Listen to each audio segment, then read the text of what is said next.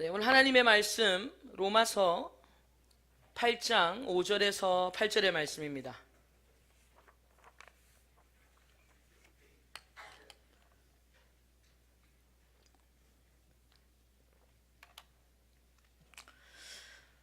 로마서 8장 5절에서 8절의 말씀, 우리 다 같이 5절에서 8절 같이 읽습니다. 육신을 따르는 자는 육신의 일을, 영을 따르는 자는 영의 일을 생각하나니 육신의 생각은 사망이요 영의 생각은 생명과 평안이니라. 육신의 생각은 하나님과 원수가 되나니 이는 하나님의 법에 굴복하지 아니할 뿐 아니라 할 수도 없음이라. 육신에 있는 자들은 하나님을 기쁘시게 할 수 없느니라. 아멘. 오늘도 주님 전에 오신 여러분들 주님의 이름으로 환영합니다. 또 특별히 이제 김장을 하신다고 계속 배추를 오늘 또 절이는 작업들을 하셨는데 여러분 많이 고되시고 많이 피곤하시겠지만 예배 시간에 배추 절이듯이 앉아 계시지 마십시오. 푸릇푸릇한 배추처럼 앉아 계시기를 부탁드리겠습니다. 그래서 부탁드리는 것은 조금 쌀랑하게 해주세요. 너무 따뜻하면 배추에 폭 절이듯이 여러분들 눈이 가물가물하면서 저도 같이 가물가물해지려고 그래요. 그래서 푸릇푸릇한 배추처럼 여러분 하나님의 말씀의 영양분을 잘 받아 먹기를 주님의 이름으로 축복합니다. 요즘 제가 기독교 역사에 대해서 다시 공부를 좀 하고 있습니다. 기독교 역사, 그리고 특히 그 중에서 이 종교개혁에 어떤 관련된 그런 역사들에 대해서 다시 공부를 하고 있는데, 제가 이 초대교회부터 해서 이렇게 지금 기독교 역사를 쭉 훑어보면서 마음 깊이 깨닫게 된 사실이 하나가 뭐냐면, 그냥 예전에는 관념으로 생각했는데 이 역사를 통해서 쭉 보여진 것 중에 하나가 뭐냐면, 정말 기독교는 생명 그 자체구나, 생명이다 라는 것에 대해서 제가 그 역사를 통해서 더 확실하게 제 마음 가운데 깊이 와닿는 것을 경험했습니다. 왜 그런가 하면요, 세상은요, 이 역사를 보면 세상은 어떠한 방법으로도 기독교를 말살시키려고, 어떻게든 기독교를 무너뜨리려고 온갖 방법을 동원해서 여러분 기독교를 무너뜨리는 일에, 짓밟는 일에, 핍박하는 일에 그렇게 생명을 걸고 덤벼요. 그런데 그러면 그럴수록 여러분 교회가요, 주눅들거나 아니면 머뭇거림 없이 오히려 더 당당하게, 더 담대하게 여러분 세상 앞에 서게 되는 것을 역사를 통해서 또한 보게 된다라는 겁니다. 그리고 또 세상의 온갖 이데올로기가, 아니면 세상의 온갖 사상들이 여러분 아무리 기독교의 싹들을 잘라보려고 하고 또 잘라보려고 해도, 마치 여러분 이 땅에 아스팔트를 깔아놔도 그 아스팔트를 비집고 뭐가 올라와요? 싹이 올라오죠. 풀이 올라오는 것처럼 여러분 이 기독교가 그만큼의 강인한 생명력이 교회 안에 있구나, 교회 안에 있구나 라는 것을 깨닫게 되면서, 근데 여러분 더 감동스러운 건 뭔지 아십니까? 바로 그 생명이 오늘 내 안에 있다라는 거예요. 어떤 것들이 여러분들을 삼키려고 하고 공격해도요, 그래서 무너지는 것 같고 좀 짓밟히는 것 같아도 신기해요. 생명이 다시 올라와요. 그 생명이 바로 저와 여러분들이 안에 있다라는 것을 저 또한 스스로 다시 한번 더 확인하면서, 그래서 정말 기독교는 무엇이구나? 생명이구나. 오늘 그 생명이 저와 여러분들 안에 심겨진 줄로 믿습니다. 올해가 이 종교개혁 501년째 되는 해입니다. 작년에 500년이라고 해서 2017년도에 많은 한국 교회뿐만 아니라 전 세계적으로 행사가 많았는데, 이 종교개혁이 일어난 당시만 살펴봐도요, 이 기독교의 생명력이 어떠한가에 대해서 좀 느낄 수 있습니다. 제가 조금 설명을 드릴게요. 이 종교개혁하면 우리 대부분 많이 떠올리는 인물이 누구냐면 마르틴 루터입니다. 이 마르틴 루터를 우리가 가장 잘 알고 있고, 그 마르틴 루터에 대해서 많이 익히 얘기들을 하는데, 사실 이 마르틴 루터가 나타나기 전에, 등장하기 전에 마르틴 루터보다 100년 전에, 여러분 훨씬 100년 전에 앞서서 이미 중세시대의 교회가 타락됐다는 것에 대해서, 여러분 그것에 대해서 고민했던 신학자가 있었는데, 바로 그 신학자의 이름이 존 위클리프라는 신학자였습니다. 이 존 위클리프라는 신학자는요, 영국의 이 종교개혁의 선구자였습니다. 그리고 지금도 아주 저명한 대학으로 알려진 이 옥스퍼드 대학의 신학자였습니다. 그런데 이때 당시는요, 성경이 뭘로 기록이 되어 있었냐면 이 라틴어로 성경이 기록되어 있었어요. 그래서 성경은 사제들만 읽을 수 있었던 책이었습니다. 왜냐하면 일반 성도들은 언어를 몰랐기 때문에, 자기 모국어도 잘 쓰고 읽을 줄 몰랐기 때문에 이 라틴어 성경을 읽을 수 있다는 거는 말이 안 되는 거죠. 그러니까 이 라틴어로 된 성경은 오직 사제들만 읽을 수 있는 거죠. 그래서 이 존 위클리프가 생각한 겁니다. 사제들만 성경을 읽으니까 사제들이 뭐라고 설교하는지, 그게 성경에 있는지 확인할 길이 있어요, 없어요? 없는 겁니다. 그래서 이 존 위클리프가 생각을 한 것이 뭐냐면, 이제 이 성경을 번역을 해서, 우리나라 모국어로 번역을 해서 모든 사람이 각자 다 성경을 스스로 탐구할 수 있는 권리를 줘야 된다라는 거예요. 여러분, 지금 여러분은 다 성경책 가지고 계시죠? 잘 안 읽어서 문제지만 어쨌든 들고 계세요.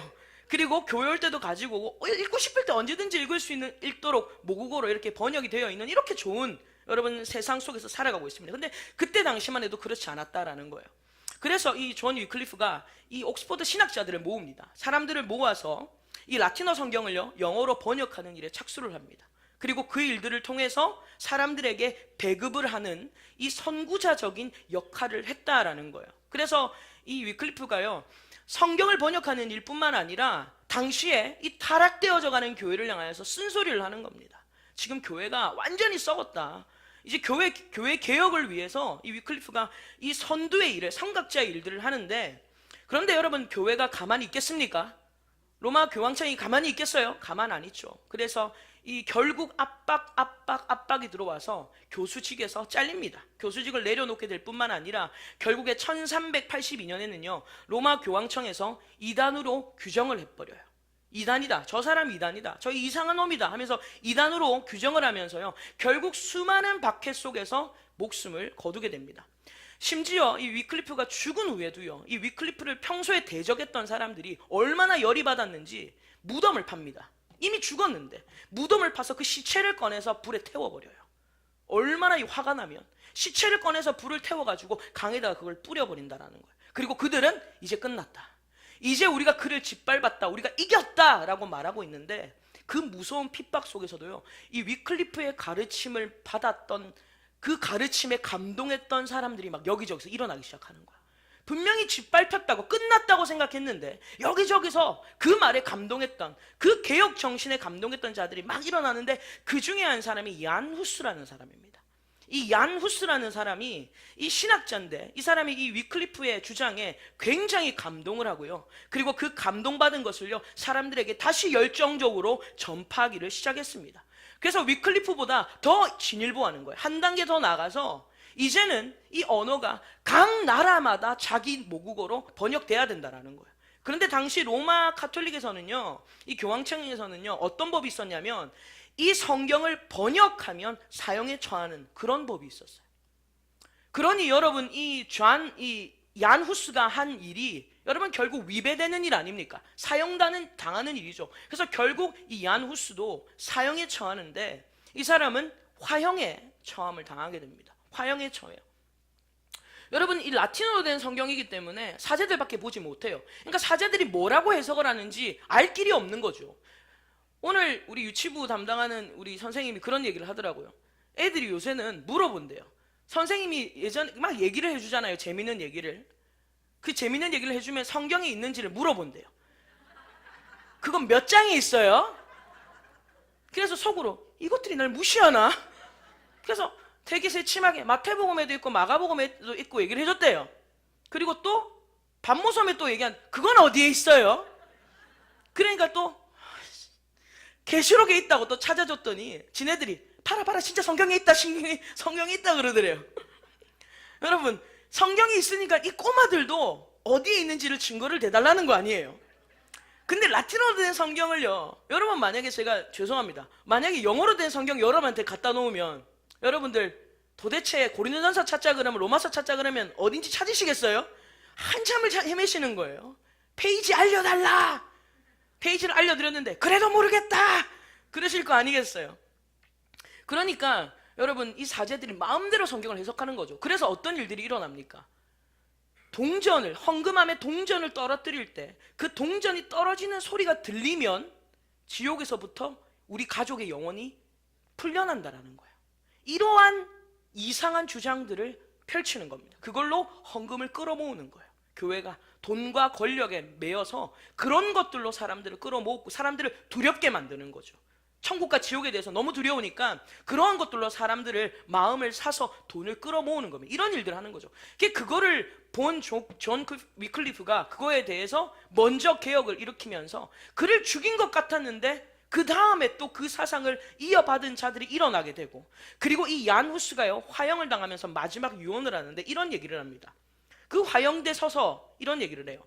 이제 100년 안에 하나님께서 한 사람을 세우실 텐데 그가 가져올 종교개혁은 결코 막지 못할 것이다. 마지막으로 이 얘기를 던지고요 화형을 당합니다. 그런데 정확하게 100년 뒤에, 거의 100년 후에 1517년 종교개혁이 일어나죠. 누굽니까? 바로 마르틴 루터예요. 마르틴 루터가 95개의 반박문을 여러분 붙이면서 종교개혁의 시작을 알리면서 후스가 화형을 당하면서 했던 그 예언이 그대로 이루어졌다라는 것입니다. 여러분, 이것을 통해서도 우리가 알 수 있는 게 뭐예요? 이 기독교는요, 이 기독교가 가진 생명의 힘, 이 생명력은 어떤 단합도 어떤 핍박도 여러분 다 막을 수 없다라는 것입니다. 우리가 멀리 볼 거 뭐 있습니까? 대한민국도 마찬가지 아닙니까? 한국교회도 마찬가지예요. 우리 선조들이 피 흘린 항쟁과 그리고 그들이 여러분 순교에, 그들의 피가 흘린 그 순교로 의해서 우리가 지금 이렇게 종교의 자유를 가지고 마음껏 예배하고 마음껏 성경을 읽을 수 있다라는 거예요. 오늘 우리가 유재동 선교사님 모셔서, 목사님 모셔서 중국의 현실에 대해서, 그 다음에 이슬람 국가의 현실에 대한 얘기들을 여러분 조금 들으셨죠? 북한의 얘기를 들었지 않습니까? 그곳에서는 아무리 자유롭게 예배를 드리고 싶어도 드릴 수 없는 곳이에요. 겨우겨우 피해서 산으로 도망가서 예배를 드려야 되는 그러한 어려운 상황 가운데 여러분, 우리는 그 어려운 선조들의 피 흘린 항쟁과 순교를 통해서 저와 여러분들이 이렇게 자유를 얻게 되었다라는 것. 여러분, 그래서 자유는요 절대 방종이 아니에요. 자유롭다, 내가 자유롭다라는 것은 방종하는 것이 절대로 아니라는 것입니다. 우리에게 자유가 어떻게 주어졌는 줄 아십니까? 누군가가 진리를 위해서 목숨을 건 투쟁을 했는데 그 목숨을 건 투쟁을 통한 우리에게 얻어진 고귀한 산물이라는 거예요. 자유는 그런 것입니다. 자유는 그냥 내 마음대로 하는 게 아니에요. 오늘날 막 젊은이들이 자유다 그러면서 자기 마음대로 하잖아요. 자유는 자기 마음대로 하는 게 아닙니다. 자유는 여러분 누군가가 우리를 위하여 피를 흘렸기 때문에, 대가를 지불했기 때문에 우리가 얻게 된 고귀한 산물이라는 거예요. 그래서 예수님도 뭐라고 말씀하세요? 바울도 갈라디아 교회를 향하여서 너희가 자유로 육체의 기회를 삼지 말라 그래요. 왜냐하면 너희가 얻은 자유는 바로 예수님의 피값이기 때문이에요. 예수님이 흘리신 피값이 그 고귀한 산물로 말미암아 우리에게 자유가 주어졌다라는 것입니다. 그런데 사실 오늘날 사람들은요 이 자유라는 이름 아래서 온갖 타락된 문화를 무분별하게 받아들입니다. 창조의 질서에 어긋난 일들을 무분별하게 받아들이면서 뭐라고 말하냐면 이거 인권이라는 거예요. 이거는 자유라는 것입니다. 우리의 자유라는 거예요. 그래서 이 자유라는 이름이 얼마나 왜곡되고 이 자유라는 이름 아래서 사람들이 자기 욕구를 위한 이 자유 앞에 그냥 무분별하게 몸과 마음을 내던지는 겁니다. 근데 여러분, 성경은 분명히 얘기합니다. 사망의 길이라는 거예요. 그것은 사망의 길이다 라고 우리 가운데 말씀을 하고 있는 겁니다. 지난 시간에 우리가 어떤 것에 대해서 말씀을 나눴냐면 육신의 생각은 결국 뭐라는 거예요? 사망이라는 거예요. 육신의 생각, 이해가 되십니까? 육신의 생각은 결국 사망이라는 것에 대해서 지난 시간에 배웠는데, 육신의 생각, 우리가 왜 육신의 생각을 하느냐 말씀을 드린 것은 육신의 생각을 내가 하는 것이 아니라 육신의 지배를 받기 때문에 육신의 생각을 하는 거예요. 그러니까 불신자들이 그런 것 아닙니까? 그들은 안주나 서나 전부 다 육신의 생각만 하는 거예요. 어떻게 하면 하나님을 기쁘시게 할까? 그런 생각이 1도 없어요. 육신의 지배를 받고 있기 때문에 그들이 생각하는 것은요 전부 다 땅의 것만 생각할 수밖에 없다라는 것입니다. 그런데 육신의 생각의 결국은 무엇이다? 사망이다 라고 그렇게 우리에게 결론지어 설명을 하고 있습니다. 그래서 여러분, 세상을 지배하는 이념이라든지 세상을 지배하고 있는 이 사상들, 여러분 이것은요 육신의 생각일 수밖에 없습니다. 왜냐하면 세상을 지배하는 것이 공중권세 잡은 자이기 때문에 이 공중권세 잡은 자가 우리를 세상을 지배하니 세상은 늘 이 땅의 것만 생각하게 만들고, 그래서 저와 여러분들이 그 세상의 것을 쫓아가면 결국 사망의 길로 간다라는 거예요. 그래서 로마서 12장에는 뭐라고 우리에게 얘기합니까? 형제들아, 바울이 얘기합니다. 너희는 이 세대를 본받지 말아라. 이 세대를 본받지 말라는 것이 영어로 보면 the pattern이라고 되어 있어요. 패턴, 세상, 이 세대. 뭐냐면 패턴이라는 게, 여러분 옷 왜 무슨 패턴이 있다 얘기하죠. 패턴이 뭐냐면 유행이라는 뜻이에요. 세상이 흘러가는 유행들, 세상이 흘러가는 이데올로기, 이념, 사상들, 그런 거 쫓아가지 마라. 그거 쫓아가면 너희 망한다는 거예요. 지금 세상이 말하고 있는 여러 가지 우리를 혼란스럽게 하는 여러 가지 논리들, 여러 가지 이데올로기들, 여러분 이런 것들 쫓아가면 결국 사망이다라고 우리 가운데 분명히 말씀을 하고 있는 것입니다. 그러나 여러분, 육신의 지배를 받는 자들은 육신의 생각을 하기 때문에 결국 사망이지만, 영의 지배를 받는 자들은요, 영의 생각을 하는데 그런 사람들에게는 생명과 평안이다라고 우리 가운데 약속을 하고 있습니다. 이것은 무슨 말이냐? 우리가 어떻게 영의 생각을 할 수 있게 되었습니까? 이것은 우리가 한 것이 아니라 바로 예수 그리스도의 피값이에요. 예수님께서 피를 흘리심으로 말미암아, 오늘 그 독생자 예수님으로 말미암아 오늘 저와 여러분들이 새 생명을 얻게 되었고, 새 신분을 얻게 되었고, 새 능력을 받게 된 줄로 믿습니다. 그리고 누구든지 예수님 앞에 나아오면 그 영생을 받을 수 있는 새로운 살 길이 열렸다라는 거예요. 어느 누구나 주님 앞에 나아오면, 예수 앞에 나아오면 새 생명을 얻을 수 있고, 새 삶을 얻을 수 있고, 새 능력을 받을 수 있는 그러한 살 길이 우리 가운데 열렸다라는 것입니다. 그래서 오늘 이 자리에 저와 여러분들, 이 자리에 앉아있는 저와 여러분들 중에 우리가 내가 예수를 믿는 사람이다 라고 믿으시는 분들은요, 여러분 안에 이미 영생이 있는 줄 믿습니다. 믿으세요? 자, 로마서 3장을 한번 찾아보세요. 로마서 3장 22절에서 23절을 보겠습니다. 로마서 3장 22절 23절, 자, 같이 읽습니다. 곧 예수 그리스도를 믿음으로 말미암아 모든 믿는 자에게 미치는 하나님의 의인이 차별이 없느니라. 모든 사람이 죄를 범하였음에 하나님의 영광에 이르지 못하더니. 아멘. 할렐루야. 오늘 저와 여러분들 예수님을 믿음으로 말미암아 오늘 저와 여러분들 하나님 안에서 차별 없이 오늘 우리 안에 하나님께서 영생을 주신 줄 믿습니다. 그래서 예수를 믿는 자들은요, 우리가 영생을 얻기 위해서 교회를 다니는 게 아니라, 오늘 저와 여러분들은요, 이미 여러분 안에 뭐가 있어요? 이미 영생이 있는 거예요. 우리가 교회를 다녀서 잘 보여서 영생을 얻어내는 게 아니라 이미 여러분 안에는, 아까 전에 제가 서두에 말씀드렸던 세상이 아무리 짓밟으려고 해도 짓밟을 수 없는 그 생명이 저와 여러분들 안에 이미 있는 줄 믿습니다. 이미 있어요. 그러니 여러분 한번 상상해 보세요. 순교하는 사람들 한번 상상해 보세요. 어떻게 순교를 하겠어요? 핍박이 왔을 때 어떻게 견디겠어요? 이미 내 안에 뭐가 있기 때문에? 영생이 있기 때문에, 영생이 있는 걸 믿어지기 때문에 여러분, 그러니 순교를 할 수 있는 힘이 거기서 생기는 거예요. 그렇지 않겠습니까? 영생이 내 안에 있는 거예요. 그러니까 핍박이 와도 나를 죽이려고 덤벼도 겁이 안 나는 거예요. 왜? 나는 죽으면 어디 간다? 난 하나님 앞에 간다. 영생이 있기 때문에.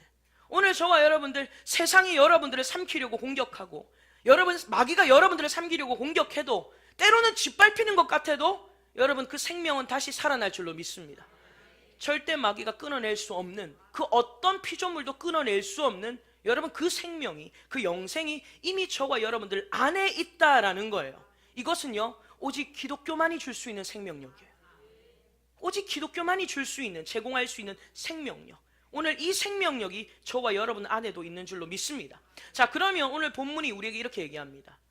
지난 시간에 육신의 생각은 결국 사망이다. 그런데 영의 생각은 생명과 평안이다 라는 것에 대해서 우리에게 말씀하시는데, 여러분 오늘은 그 첫 번째로 영의 생각은 먼저 생명이다. 여러분 이 생명에 대해서 우리가 오늘 함께 말씀을 나눠보겠습니다. 생명이다. 여러분 생명이 무엇인가? 라는 질문을 먼저 드립니다. 생명이 무엇인가? 생명이 생명이죠. 생명이 다른 거 있습니까? 생명이 생명이에요. 여러분 그렇습니다. 생명은요, 그야말로 그냥 말 그대로 이 살아있는 것, 그것이 생명이에요. 살아있는 것. 살아있는 것, 그것이 생명이죠. 그리고 생명은요, 어떤 특징이 있냐면요, 조건만 주어지면요, 조건만 되면요, 어떻게든 자라려고 합니다.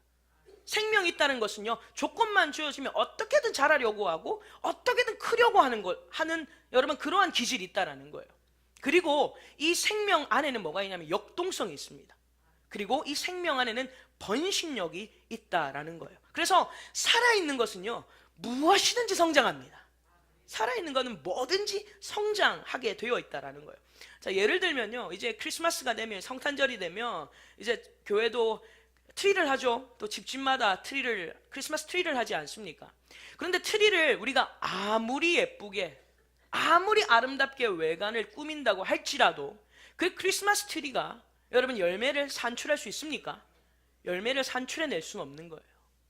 어떠한 생명을 여러분 거기서 번식해낼 수 있는 능력이 없는 겁니다. 왜냐하면 그것은 어디까지나 조화기 때문이에요. 조화기 때문이에요. 아무리 아름답게 겉을 꾸며도 소용이 없는 겁니다. 그런데 반대로 여러분, 땅에 뿌리를 내리고 있는 생화, 나무는요, 조건만 되면 여러분 조건 안에서 반드시 자라나게 됩니다.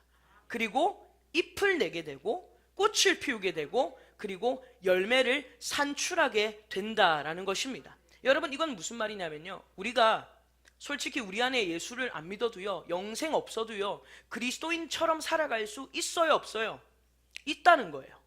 내 안에 영생이 없어도 그리스도인처럼 그리스도인체 하면서 살아갈 수 있다는 겁니다. 그리고 내가 그리스도인처럼 의무를 감당할 수도 있어요. 그리고 그리스도인들이 하는 것을 똑같이 흉내낼 수도 있다라는 겁니다. 그런데 참된 그리스도인과 거짓된 그리스도인들을, 그 차이를 구별할 수 있는 시금석은 이거 하나밖에 없어요. 바로 생명입니다. 참된 그리스도인과 바로 거짓된 그리스도인들을 구별할 수 있는 유일한 시금석은 이 생명을 적용시켜 볼 때 분명히 드러나게 된다는 거예요. 그래서 여러분, 히브리서 9장을 한번 찾아보겠습니다. 히브리서 9장 14절의 말씀을 한 절 같이 읽겠습니다. 히브리서 9장 14절, 제가 가진 성경 361페이지 신약 성경, 같이 한 절 읽겠습니다. 하물며 영원하신 성령으로 말미암아 흠 없는 자기를 하나님께 드린 그리스도의 피가 어찌 너희 양심을 죽은 행실에서 깨끗하게 하고 살아계신 하나님을 섬기게 하지 못하겠느냐. 아멘. 여러분, 이 말씀을 보면요, 하물며 영원하신 성령으로 말미암아 흠 없는 자기를 하나님께 드린 그리스도의 피가 그랬어요. 여러분, 이 그리스도의 피가 상징하는 것이 생명 아닙니까? 이 그리스도의 피가 하는 역할이 뭐냐면요, 우리의 양심을 무엇에서 깨끗하게 합니까? 죽은 행실에서 깨끗하게 한대요. 그리고 나서 이 피가, 생명이 우리 안에 들어오면요, 이제 그때부터는 살아계신 하나님을 섬기는 자로 바뀐다라는 것입니다. 그러면 반대로 우리 안에 이 생명이 없는 사람은요, 겉은 그리스도인처럼 보일 수 있을지 몰라도요, 여전히 그 행실이 뭐 했다는 거예요? 죽은 행실이라는 거예요. 이 죽은 행실이 영어로 뭐냐면 acts that lead to death예요. 이게 뭐냐면 죽음으로 가는 행실이라는 거예요. 육신의 생각이 뭐예요? 사망이에요. 아무리 우리가 겉은 그리스도인처럼 행동해요. 그런데 그 속에 생명이 없는 사람은요, 그 모든 삶의 행실이 죽었다라는 거예요. 그러니 죽은 것은 자라납니까? 성장이 없어요. 자라나지 않아요. 죽은 것은 번식합니까? 번식할 수 없어요. 그러니 어딜 가도 생명력을 주지 못하는 거예요. 그런데 부족해도 저와 여러분들한테 안에 생명이 있는 사람, 그리스도의 피로 말미암아 우리의 양심이 죽은 행실에서 벗어나서 살아계신 하나님을 섬기는 자가 되었다면, 오늘 저와 여러분들 미비할지라도 오늘 우리는 사람들을 살리는 생명의 역사가 일어나게 되는 줄 믿습니다. 여러분, 그래서 우리가 12월 23일에 전도 축제할 때에도 우리가 이렇게 전도를 할 수 있는 것도요, 죽은 행실이 아니라 살아계신 하나님을 섬기는 자가 될 때에 오늘 우리의 삶에서는 생명이 드러나게 된다는 거예요. 사람들에게 생명력을 나눠줄 수 있는 존재가 된다라는 것을 우리 가운데 말씀을 하는 겁니다. 그래서 이 죽은 행실이요, 사람의 눈으로 볼 때는 분명히 하나님은 넌 죽은 행실이라고 말하는데, 사람의 눈으로 볼 때는요, 굉장히 종교적이고 도덕적이고 선해 보일 수도 있어요. 그렇지만 하나님의 눈으로는 죽은 행실이에요. 죽은 행실. 살아계신 하나님을 섬기는 게 아니라 그 죽은 행실은 결국 자기의 의를 드러내고 자기를 나타내고 사람들 앞에서 자기가 인정받으려고 하는 거예요. 그게 죽은 행실입니다. 그래서 여러분 우리가 말씀을 하나 찾아보겠습니다. 마태복음 7장을 찾아보죠. 마태복음 7장 15절 보겠습니다. 이 죽은 행실의 대표적인 모습들을 좀 보십시오. 마태복음 7장 15절의 말씀 한 절 같이 읽겠습니다. 거짓 선지자들을 삼가라. 양의 옷을 입고 너에게 나아오나 속에는 노략질하는 일이라. 아멘. 여러분 이 말씀을 보세요. 겉으로는 무슨 옷을 입고 있어요? 양의 옷을 입고 있어요. 그런데 그 속에는 노략질하는 일이라는 거예요. 그러니 죽은 행실, 이것이 죽은 행실의 대표적인 모습. 그러니 생명력이 없어요. 그러니까 생명력이 없으니까 16절부터 20절 같이 읽겠습니다. 16절 20절 같이 읽습니다.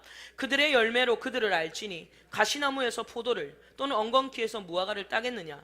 이와 같이 좋은 나무마다 아름다운 열매를 맺고 못된 나무가 나쁜 열매를 맺나니 좋은 나무가 나쁜 열매를 맺을 수 없고 못된 나무가 아름다운 열매를 맺을 수 없느니라.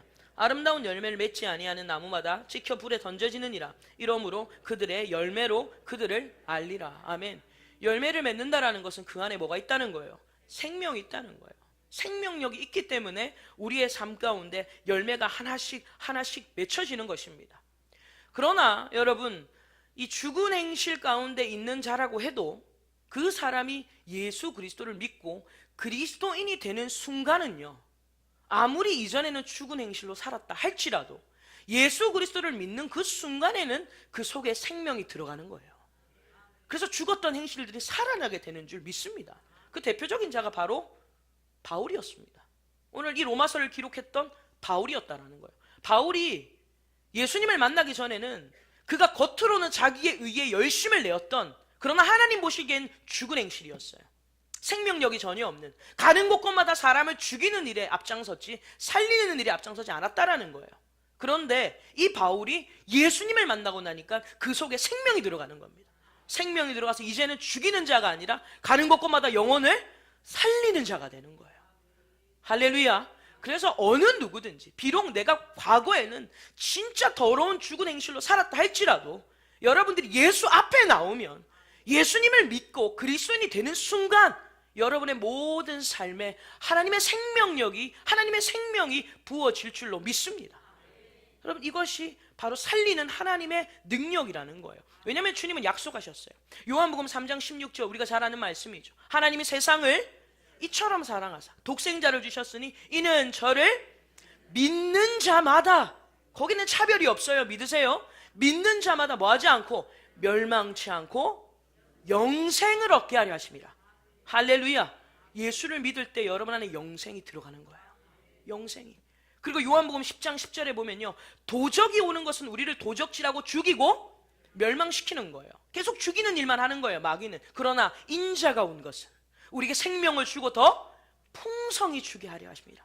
주님은 우리에게 생명을 주시되 그냥 쪼잔하게 주시는 분이 아니라 어떻게 주신다? 풍성하게 주신다라는. 할렐루야. 여러분, 이 풍성한 생명이 저와 여러분들의 심령의 삶의, 가정의, 직장에 넘치시길 주님의 이름으로 축원합니다. 풍성한 생명이 우리 안에 이미 있다라는 거예요. 그래서 여러분들을 짓밟으려고 하는 모든 마귀의 움직임 앞에 여러분 그것에 쫄지 마십시오. 그래, 지금 네가 나를 무너뜨리려고 하는구나. 지금 네가 내 생각을 짓밟으려고 하는구나. 지금 네가 나를 완전히 말살시키려고 하는구나. 그러나 어쩔 수 없다. 이미 내 안에 예수님의 생명이 있다. 여러분, 그 생명을 여러분들 기억하시면서 일어나셔야 된다라는 거예요. 근데 사실 여러분, 오늘 이 말씀을 들으면서 이런 생각을 하시는 분도 있을 겁니다. 오늘 말씀을 들으면서 그래, 분명히 내 안에 생명이 있는 건 알겠고 내가 예수를 믿는다라는 것은 인정이 되는데 내가 예수를 안 믿는 것도 아닌데 왜 내 삶에는 생명이 나타나지 않을까? 왜 내 삶에는 성장이 없는 것만 같을까? 왜 나는 여전히 힘들까? 여러분, 말씀을 들으면서 한켠에 그런 의구심을 가지시는 분들도 있을 겁니다. 오늘 이것에 대해서 제가 두 가지 말씀을 드리고자 합니다. 여러분, 첫째로 우리가 먼저 기억해야 될 것이 뭐냐면 성장은 단숨에 일어나지 않는다는 사실을 받아들여야 된다는 거예요. 그냥 아는 게 아니라 성장은 단숨에 일어나는 게 아니에요. 단숨에 일어나는 것이 아니라는 것을 받아들여야 된다는 거예요. 처음에는 갓난아기죠. 우리가 처음에는 갓난아기인데 이 갓난아기였다가 이제 자랄 수 있는 컨디션이 주어지면 아이는 자랍니다. 자라서 어린아이가 되고 청소년이 되고 건장하고 힘있는 청년이 점점점 되어가는 거지, 그것은 단번에 이루어지는 사건은 아니더라는 거예요. 전 제 조카를 봐도 그래요. 얼마나 이쁜지. 요래 봐도 이쁘고 저래 봐도 이쁘고 이쁜데 얘네들이 왜 이렇게 안 자라요? 어제 봐도 그렇고 저래 봐도 저렇고 한숨에 자라지 않아요. 단숨에 자라나지 않는다라는 거예요. 그리고 여러분, 이 차이는요 사람마다 다 다릅니다. 여러분, 애들 자랄 때 다 똑같이 자라던가요? 몇 개월 되면 몸무게 몇 킬로고 몇 개월 되면 몸무게 다 똑같지 않잖아요. 다 편차가 있는 거예요. 사람마다 시기가 다르다라는 거예요. 어떤 사람이 성장하는데 3년 걸렸다고 해서 그걸 일반화시킬 수 없어요. 어떤 특별한 물 일반화시킬 수는 없다라는 것입니다. 여러분, 예수님도 이 땅에 오실 때 성인으로 오셨죠. 마리아 배 다 터질 뻔했겠어요. 예수님 이 땅에 오실 때 성인으로 오지 않았어요. 뭘로 오셨어요? 아기로 오셨어요. 베이비 아기로 오셨어요. 근데 제가 오늘 아침에 고요한 밤 부르다가, 벌써부터 웃으세요? 아침에 고요한 밤을 부르고 있는데, 제가 요즘에 예수님이 나의 왕이라는 게 완전히 꽂혀 있어요. 그래가지고 막 고요한 밤 막 부르고 있는데 아기 잘도 잔다에 저 혼자 왕이, 그런데 아닌 거예요. 근데 왕이 잘도 잔다, 왕이 잘도 잔다. 그래 제가 혼자서 얼마나 웃었는지. 그래서 막 마음을 가다듬으면서 다시 2절 집중해서 불렀습니다. 근데 여러분, 왕이 잘도 자진 않잖아요. 아기가 잘도 자는 거예요. 예수님이 이 땅에 오실 때 분명 왕으로 오셨지만 그래도 그 예수님은 아기로 오셨다라는 거예요. 그래서 아기로 오셔서 예수님도 우리와 같은 이 성장의 시기를 겪으셨다라는 겁니다. 그리고 성인이 되어서야 비로소 하나님의 일을 감당했다라는 거예요. 저는요, 이런 말 하면 좀 나이가 드신 분들은 좀 죄송할지 모르지만, 저는 20살 때 소원이 얼른 30살이 되는 거였어요. 얼른 30살이 되고 싶은 거예요. 그냥 20대가 별로 안 좋았어요. 재미도 없고 빨리 30살이 됐으면 좋겠다. 근데 지금은요, 솔직히 빨리 40이 됐으면 좋겠다. 여러분들, 아유, 철없는 거 봐라 저거, 그렇게 말씀하시면 뭐냐, 저는요 나이를 빨리 먹고 싶은 그런 그래서 제가 우리 청년단한테 그런 얘기를 많이 해요. 나 빨리 40이 됐으면 좋겠다, 이런 얘기를 해요. 그런데 아무리 제가 20대 때 나 빨리 30이 됐으면 좋겠다라고 말한다고 30이 바로 됩니까? 아니에요. 20대 그 고통, 20대 당해야 될 여러 가지 어려움들을 다 겪어야 30이 되는 거고, 아무리 제가 빨리 40이 되고 싶다고 해도 아직 좀 남았어요. 아무리 되고 싶어도 아직 좀 남았어요. 그 시간들을 보내야 40이 되는 겁니다. 여러분, 제가 한 가지 흥미로운 신학적인 발견을 했는데, 이게 뭐냐면 누가복음을 한번 찾아보세요. 누가복음 3장 23절을 보면요, 예수님의 나이에 대한 재미있는 발견입니다. 누가복음 3장 23절 한 절 읽겠습니다. 누가복음 3장 23절 한 절. 자, 92페이지 같이 읽습니다. 예수께서 가르치심을 시작하실 때에 30세쯤 되시니라. 사람들이 아는 대로는 요셉의 아들이니 요셉의 위는 헬리오. 자, 보겠습니다. 여러분, 예수님께서 가르침을 시작하실 때라는 것은 공생의 사역을 시작하실 때인데요, 그때 나이가 무엇이더라? 30세쯤 되었더라 라고 되어 있어요. 근데 여러분, 우리는 보통 일반적으로 기독교가 예수님이 몇 세 때 시작했다고 알고 있습니까?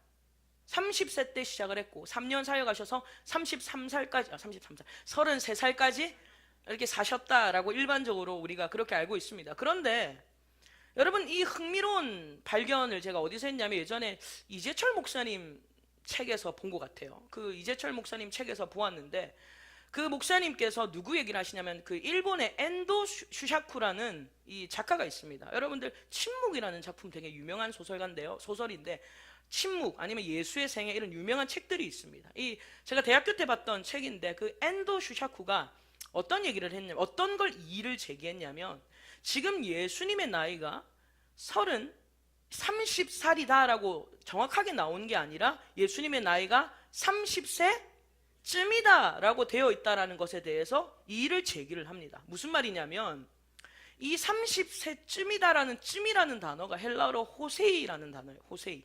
이 호세이라는 단어인데, 이 단어는요 30세쯤이라는 게 정확하게 30세라는 게 아니에요. 영어로 봐도 about이에요. about. 대략, 약, 그렇다라는 겁니다. 그래서 30세쯤이다 라는 것은요, 정확히 30세라는 말이 아니라는 거예요. 그래서 이 호세이라는 헬라어를 쓰고 있는 다른 성경을, 다른 구절을 찾아봐도 그래요. 누가복음 9장에 보면요, 오병이어의 사건이 누가복음 9장에도 기록이 되어 있거든요. 그런데 여러분 그 누가복음 9장을 한번 찾아보세요. 누가복음이니까 누가복음 9장을 보세요. 누가복음 9장 14절을 한 절 보겠습니다. 누가복음 9장 14절 같이 읽겠습니다. 이는 남자가 한 5,000명쯤 되밀어라. 제자들에게 이르시되 때를 지어 한 50명씩 앉히라 하시니. 자, 여기서 보면 남자가 몇 명쯤 있더라? 한 5,000명쯤. 그리고 몇 명씩 앉아라? 한 50명쯤. 여러분, 이거는 딱 5,000명이었고 딱 50명씩 앉으라는 게 아니라 about 대략 5,000명쯤 있었고, 그 다음에 무리 지어 앉는데 대략 몇 명씩 앉아라? 50명씩 앉아라. 이제 그런 의미예요. 정확하게 딱 5,000명, 딱 50명 또는 예수님이 그래서 딱 30세다라고 말할 수 없다라고 그렇게 이의를 제기를 한 겁니다. 근데 그거를 제가 예전에 읽고 나서 또 예전에 어떤 글을 봤는데, 이 이단 교회 중에 이 하나님의 교회가요, 이 주장하고 있는 것 중에 재밌는 걸 한 가지 읽었어요. 그게 뭐냐면, 다윗이 왕위를 40년 동안 지켰거든요. 왕의 자리를 40년 동안 지켰는데, 그리고 예수님은 몇 년간 사역하셨어요? 3년간 사역했어요. 그래서 안상홍이 뭘 주장하냐면, 내가 남은 37년을 해야 된다는 거예요. 제가 아니라요, 여러분. 제가 아니라 안님께서 자기가 남은 37년을 해. 그럼 자기가 뭐라는 거예요? 예수라는 거예요, 자기가. 다윗이 40년 동안 왕자를 지켰기 때문에, 예수님이 3년을 해줬기 때문에 자기가 남은 37년을 해야 된다는 거예요. 그러면서 예수님이 30세 때 세례를 받아서 안상홍 님도 30세 때 세례를 받으셨어요. 그래서 그것을요, 이렇게 쫙 짜맞춰가지고 얼마나 아름다운 교리로 나왔는지 그 앞에 사람들이 아멘 아멘 합니다. 여러분, 그게 지금 이 하나님의 교회가 주장하는 것 중에 하나인데, 그건 틀렸어요. 왜 그래요? 정확히 30세가 아니라니까요. about 30예요. 대략이지 정확히 아니에요. 근데 이들은 뭐라고 하냐면 정확히 30세 때 세례 받았다는 거예요. 이것들이 성경을 아는 건지 모르는 건지 그걸로 주장을 하는 겁니다.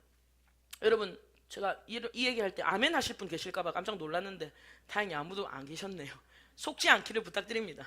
다시 이 엔도 슈샤쿠 얘기로 돌아가서요, 이 엔도 슈샤쿠 이 사람이 주장하는 게, 만일 그때 예수님의 나이가 진짜 정확히 30세였다면 그냥 30세라고 기록했을 거 아니에요? 그렇죠? 제가 37이면 37이다 라고 할 텐데, 그런데 정확하게 30년이 아니었지 않는가, 30세가 아니었지 않는가라는 주장을 하는 겁니다. 그런데 이걸로만 끝내지 않고요, 그 위에 엔도 슈샤쿠가 많은 문헌들, 히브리 문헌들을 찾습니다.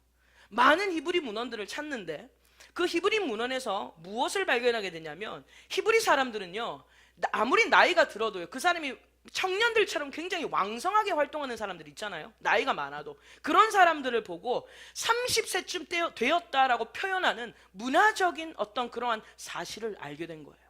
히브리 문헌을 찾아보니까. 그러니까 여러분, 예를 들면 우리나라도 그런 거 있잖아요. 한국 사람들이 아무리 나이가 들어도 섭섭하잖아요. 그러니까 육신의 나이가 아무리 많아도 내 마음 여전히 젊다, 그런 걸 표현할 때 우리가 뭐라고 합니까? 마음은 청춘이다 그래요. 마음은 청춘이다. 여러분, 솔직히 죄송해요. 마음은 청춘이라도 실제로는 죄송해요, 아니잖아요. 마음은 청춘인데 실제는 아니에요. 근데 히브리 문화도 이 한국이랑 좀 비슷한 부분이 많아요.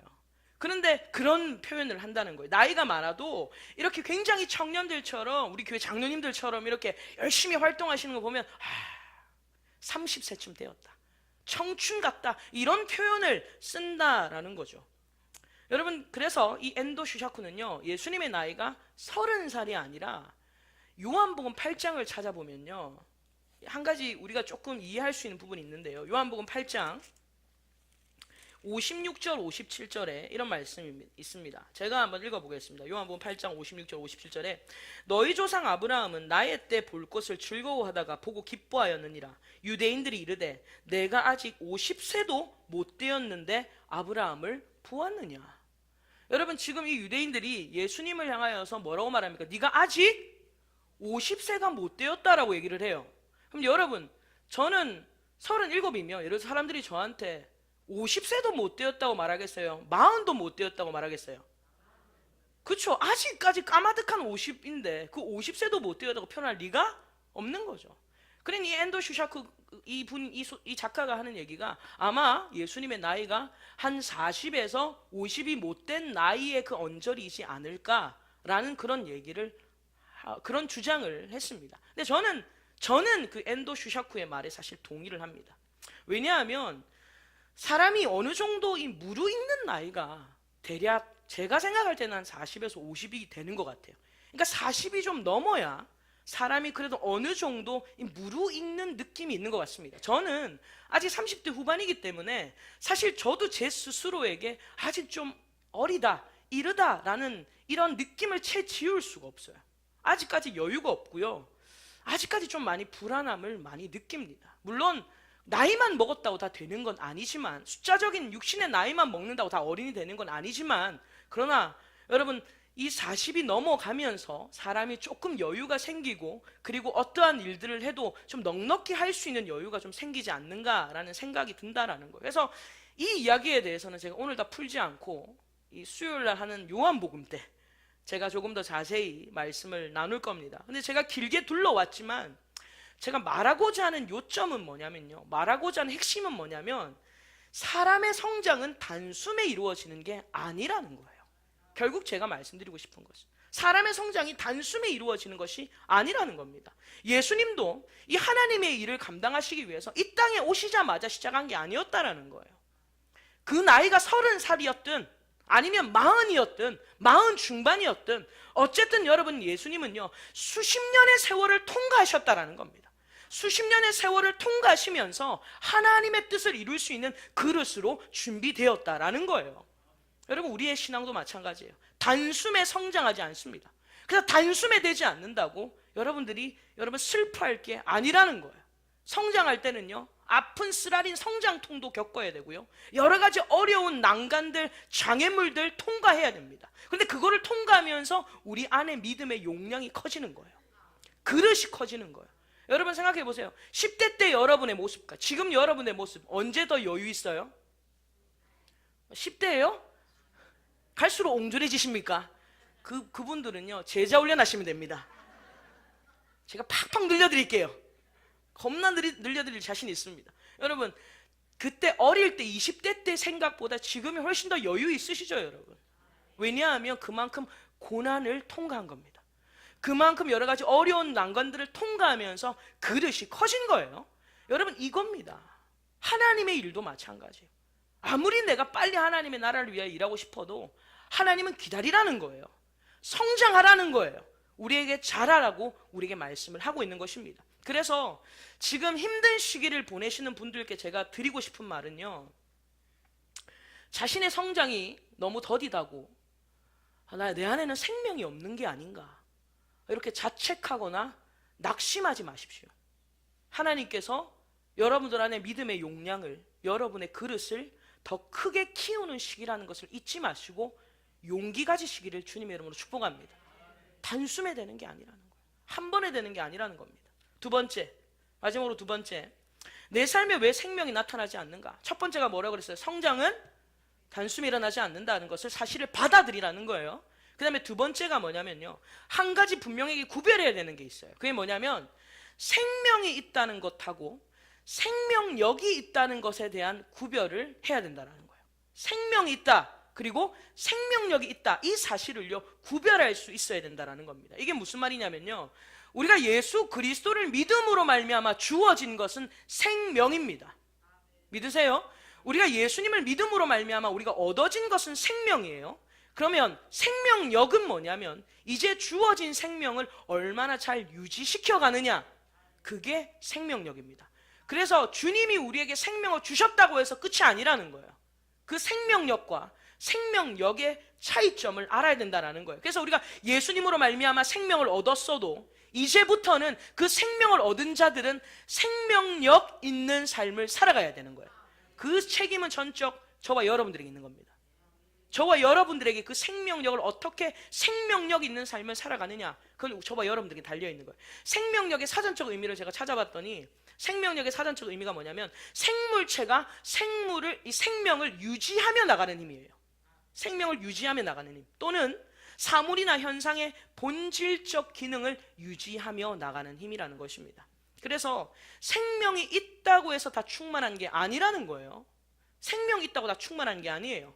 그 생명이 충만한 상태로 유지하며 나가는 힘을 길러야 된다는 겁니다. 예를 들면 이거죠, 여러분. 아이를 탄생시키는 것. 아이는 탄생되어지면 그 아이는 뭐예요? 생명이에요. 그 자체는 생명이에요. 그런데 그 생명이 태어났다고 해서 끝이 아니지는 않습니까?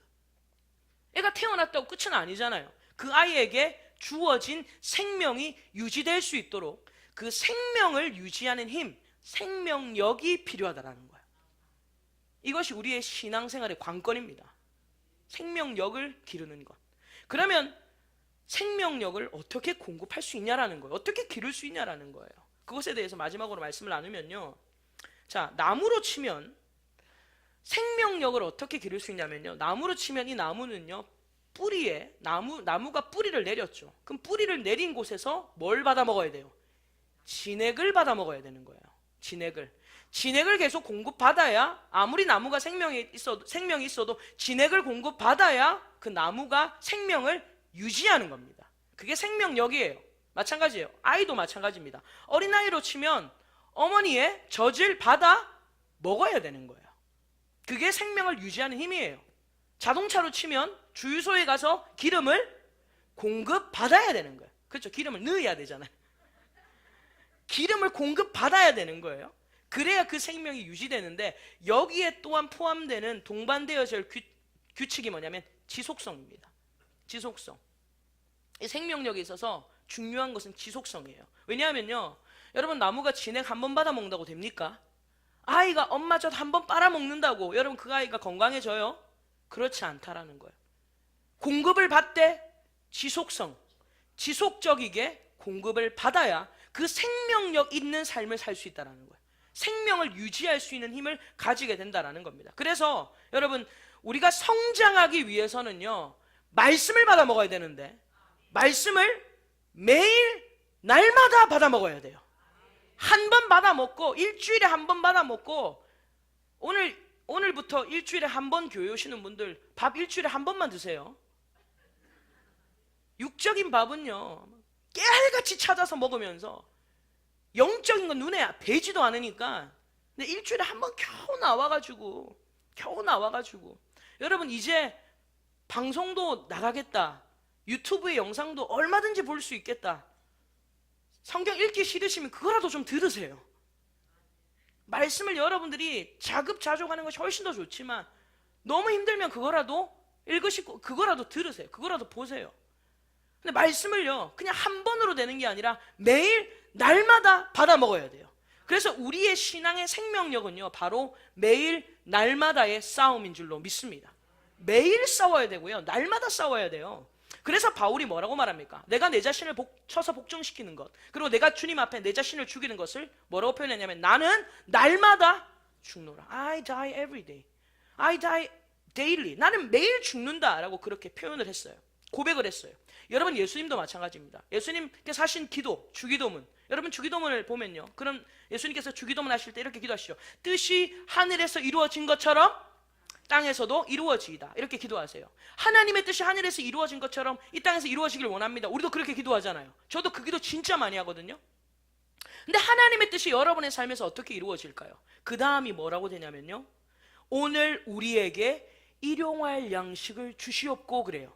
하나님의 뜻을 알려면요, 일용할 양식을 먹어야 돼요. 거기에 하나님의 뜻이 있어요. 기도하다가 뭐 보고 자다가 꿈꾸고 그것만 하나님의 뜻이 아니라 매일 일용할 양식을 먹어야 거기 하나님의 뜻을 보게 되고 그 뜻을 이루어드리는 삶을 살게 되는 거예요. 그러면서 이어서 예수님이 뭐라고 기도하십니까? 우리 죄를 사하여 주시옵고 우리를 시험에 들게 하지 마시옵고 다만 악에서 구하시옵소서. 여러분, 예수님께서 일용할 양식을 영어로 daily bread라고 하는데 매일 먹는 양식이에요. 이 매일 먹는 양식을 먹어야만이 우리가 말씀을 통해서 우리의 죄를 깨닫게 되는 거예요. 우리의 죄를 깨닫게 되고 일용할 양식을 먹어야 또한 우리가 시험에 들지 않습니다. 시험에 드는 건요, 여러분 시험에 들 때쯤 한번 생각해 보세요. 내가 일용할 양식을 잘 먹고 있나 안 먹고 있나. 백방이에요. 일용할 양식 제대로 안 먹으면서 내 영이 건강해질 거라고 착각하지 마십시오, 여러분. 그리고 일용할 양식을 먹어야 악에서 건짐을 받게 되는 겁니다. 그게 시편 1편이잖아요. 복 있는 사람은 악인들의 꾀를 따르지 아니하고 죄인들의 길에 서지 아니하고 오만한 자의 자리에 앉지 아니한다. 여러분, 그런 사람이 어떤 사람이에요? 오직 여호와의 말씀을 주야로 묵상하는 자로다. 할렐루야. 주의 말씀을요, 하나님의 말씀을 주야로 밤낮으로. 그게 뭐예요? day by day, day after day, 날마다 매일매일 하나님의 말씀을 먹는다라는 거예요. 여러분, 이 날마다의 힘을 여러분들이 무시하지 마십시오. 매일의 힘을 무시하지 마십시오. 여러분의 성령이 이끄시는 삶, 여러분이 생명력 있는 신앙생활 하려면요, 이 날마다의 힘으로 살아야 돼요. 오늘 주어진 매일의 삶으로 살아야 된다는 겁니다. 마지막으로 제가 창세기를 묵상하면서 한 가지 깨달은 인사이트가 있는데, 뭐냐면 요셉이 어떻게 보디발의 아내의 유혹을 물리칠 수 있었을까? 사실 좀 궁금했어요. 물론 하나님이 함께 하셨다라고 하지만 궁금해요, 안 궁금해요? 안 궁금해요? 어떻게 요셉이 이 보디발의 아내 그 엑스의 이 유혹을 뿌리칠 수 있었을까? 그런데 성경을 읽다가 제가 하나님 주신 인사이트가 뭐냐면, 마지막으로 창세기 39장 찾겠습니다. 창세기 39장 7절에서 10절의 말씀.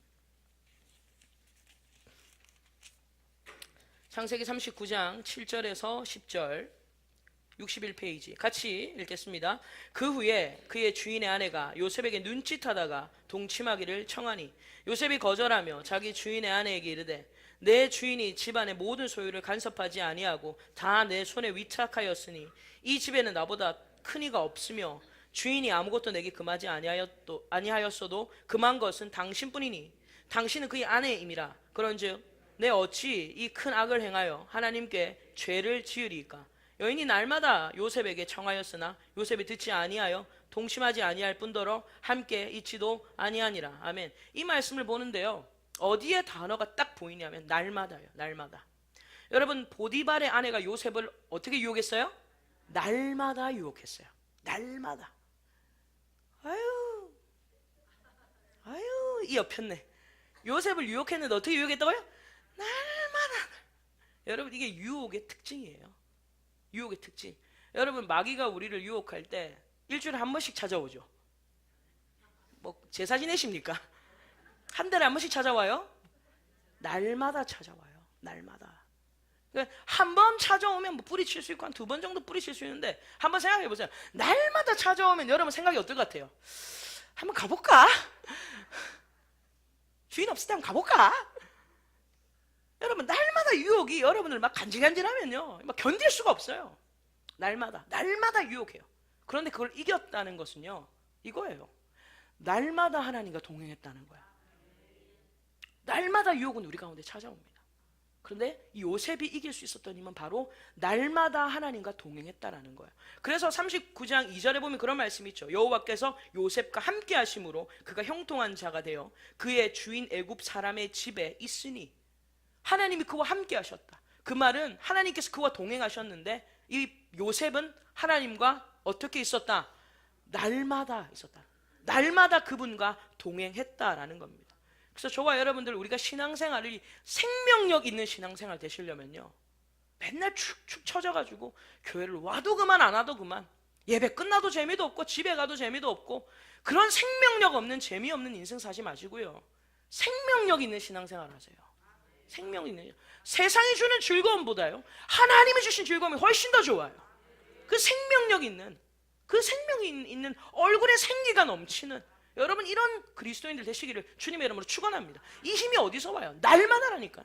날마다 힘이에요. 그래서 이 날마다 힘을 무시하지 말라는 거예요. 이스라엘 회복도 마찬가지예요. 느헤미야에 보면요, 수문학 강장에 모여서 이스라엘 백성들이요, 날마다 성경을 읽었어요. 날마다. 그런데 날마다 성경을 읽는데 그들이 죄를 자복하고 눈물을 흘리면서 회복하는 역사가 일어났다라는 겁니다.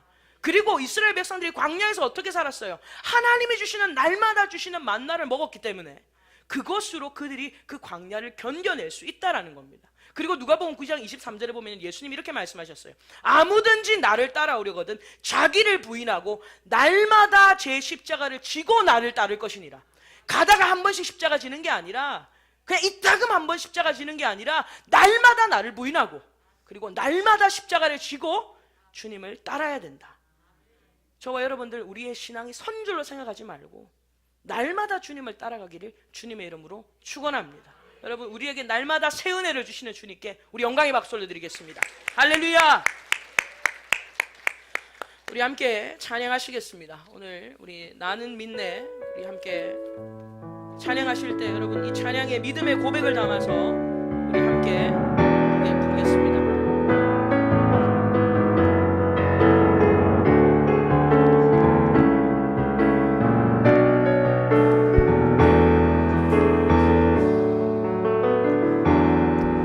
내게 허락하신 시련을 통해 나의 믿음도 강하게 자라고 험한 산과 골짜기 지나는 동안 주께 더 가까이 나를 이끄시네.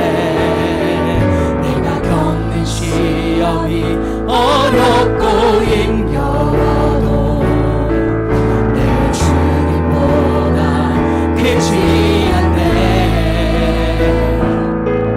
내 앞에 나라가 갈라지지 않으면 주가 나로 바다 위 걷게 하리. 나는 믿네.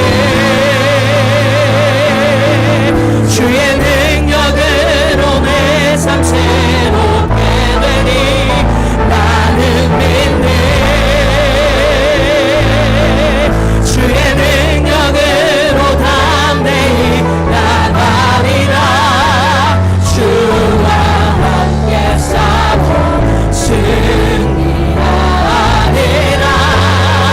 날마다 믿음으로 나 살아가리. 가사를 생각하면서 한 번 더 찬양합시다. 내게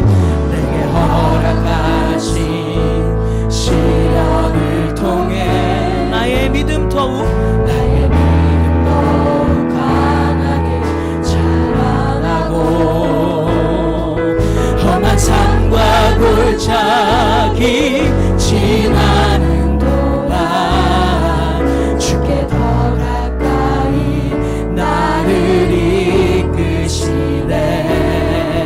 내가 겪는 시험이 어렵고 힘겨워 내 주님보다 크지